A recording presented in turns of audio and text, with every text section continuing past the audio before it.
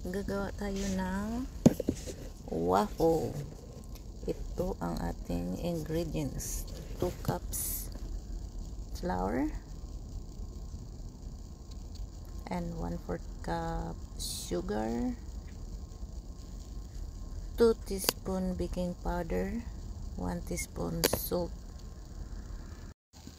I-beat natin ang egg whites hanggang sa magbabulin na siya. Kailangan paghiwalay ang white at saka yolk para fluffy ang ating waffle.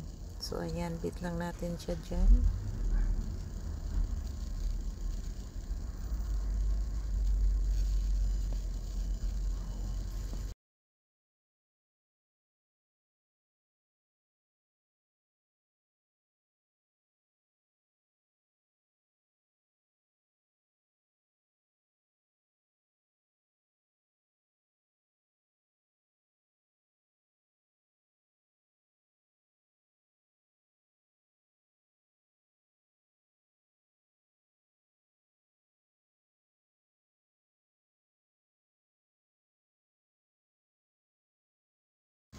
Tapos dito pagsama-sama na natin ang ating mga wet ingredients.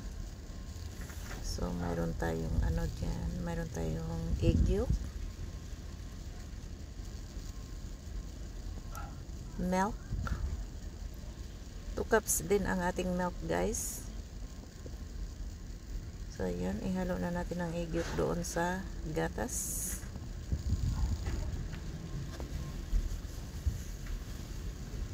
Haluin lang ng bahagya.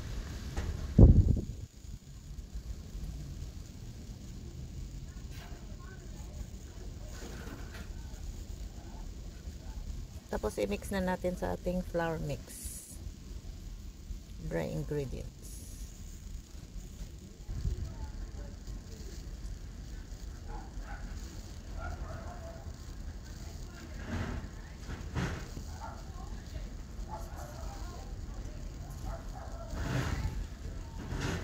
Turn off na natin itong ating mixer. So ayan, mix na natin siya dyan.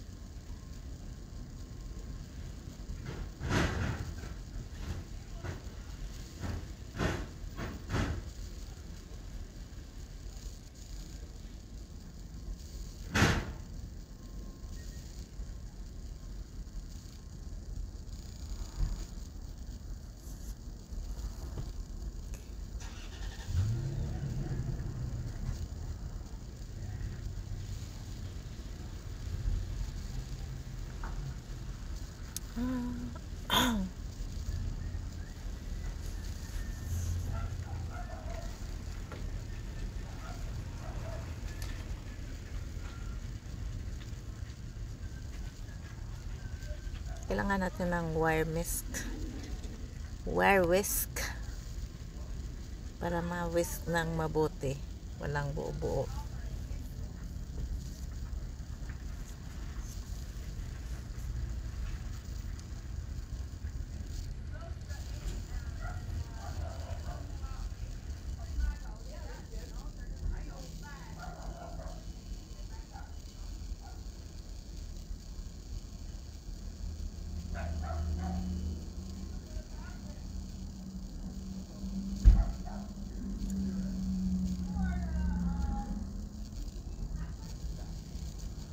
Mayroon din siyang ano, guys, 1/2 cup vegetable oil.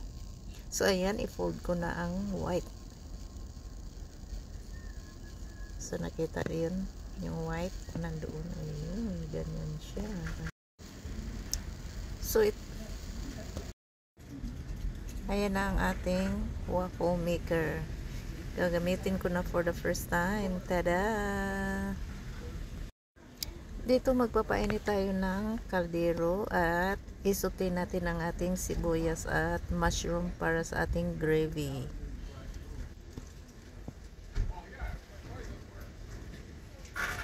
Butter ang gagamitin ko, guys. Ayan, sutin na natin ang ating onions. Okay lang na malalaki kasi ano natin siya, i-blender para smooth. Ayan. Ayan na yung ating mushroom. Brown mushroom. Grabe, malikabok. Masyadong mahangin, guys. Super. Susuti lang natin siya dyan hanggang sa mag-translucent.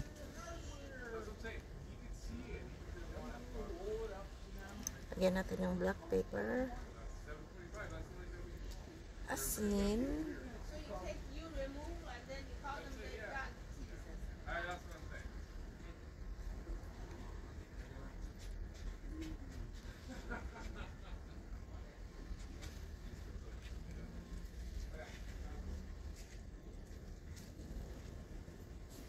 tapos ilagay na natin siya sa blender. Ayan, para magiging smooth ang ating mushroom. Para sa ating mushroom gravy.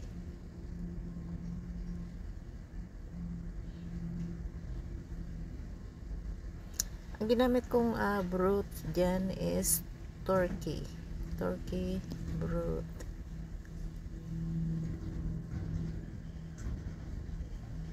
So ayan na siya, 'di ba? Smooth na ang ating gravy. Hindi pa yan tapos.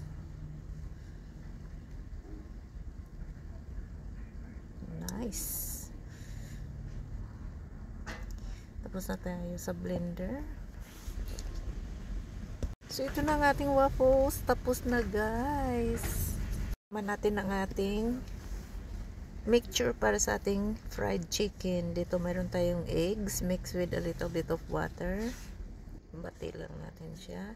Tapos ano natin ang eggs diyan. Ang itlog is pang bind sa ating flour mixture. I-braid natin ang flour ng ating fried chicken.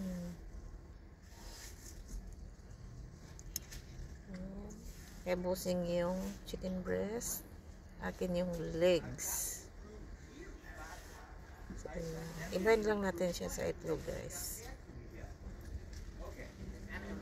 Ito na ang ating flour. I-dredge na natin ang ating chicken habang pinapapainit ang deep fryer.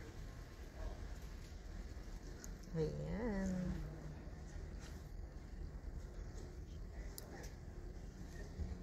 So, ayan. Continue procedure lang hanggang sa matapos, guys. Ganyan lang yan.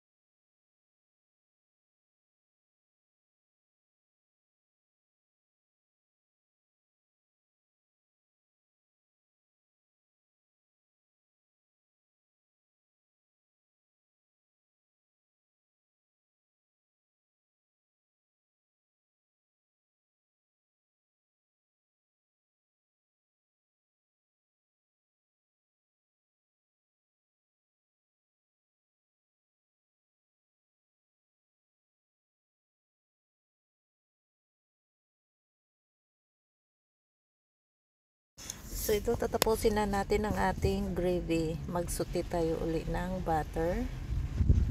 Tapos lagyan natin ng flour. Ayan, isuti lang natin ang flour sa butter. Ayan.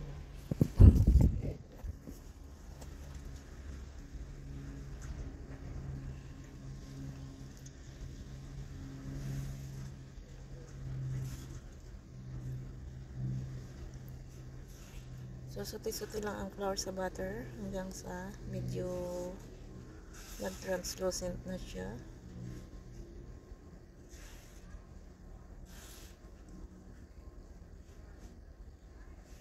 Mag-add tayo ng olive oil. Ayan, mix olive oil and butter. Tamad akong lumakad sa fridge at kumuha ng more butter. Kaya olive oil is okay. Ayan, translucent na siya guys. Pwede na nating i-add ang ating mushroom mix, yung biniblend natin. Ayan. Tapos, ihalo-halo lang para ang ating gravy ay lumapot. So, this is mushroom turkey gravy. Gamitan natin ng wire whisk para hindi magbuo-buo ang ating flour. So, ayan na nga siya guys. Looks yummy.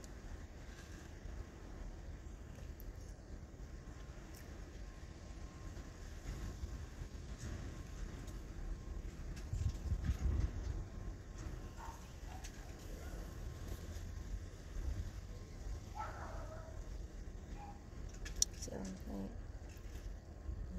whisk lang ng whisk habang sinisimmer natin ang ating gravy.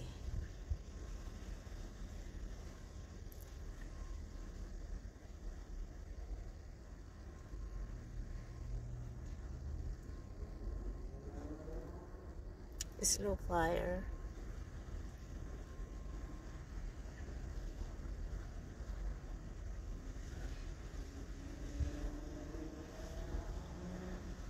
So, ayan. Medyo maano na siya. Malapot na. Ayaw ko nang masyadong malapot ang aking gravy. Kaya, ayan. Ganyan lang siya. Tikman natin.